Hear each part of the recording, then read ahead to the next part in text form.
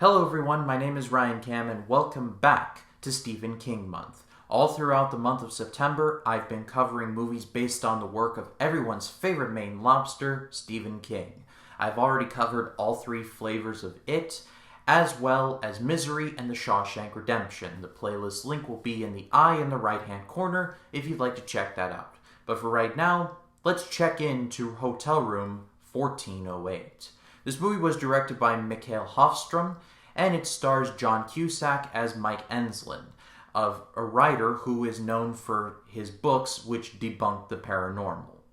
He thinks haunted sites are A, tourist traps, or B, just money grabs. However, he hears about a supposedly haunted hotel room at the Dolphin Hotel in New York City, specifically room 1408.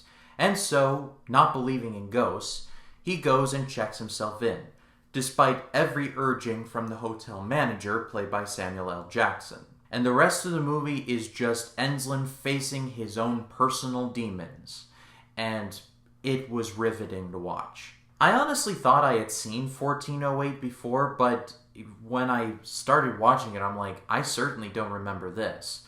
So this, for all intents and purposes, is my first viewing, and I was blown away by this movie. 1408 is one of the more underappreciated Stephen King adaptations.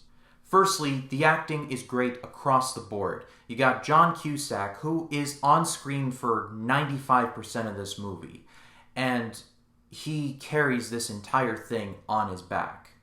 What I loved about this movie wasn't the fact that this room was haunted with just general ghosts.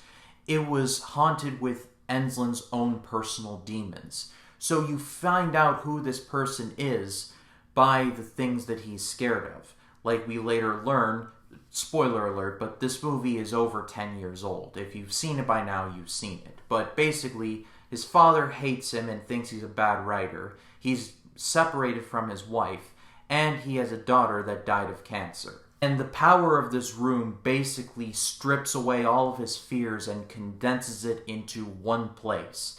And it's a one-room house of horrors. This room, this hotel room 1408, is probably one of the more effective, I want to say, haunted houses or haunted rooms that I've seen in any movie. Probably the most. Because, again, spoiler alert, but basically everything that happens all happens within 1 hour in our time. Basically, throughout the entire movie, everyone says, no one's lasted an hour in 1408. Nobody lasts an hour. And Enslin's like, whatever. But it's kind of true. This room takes all of your fears and condenses it into 1 hour of living hell. No wonder 50 people have died there.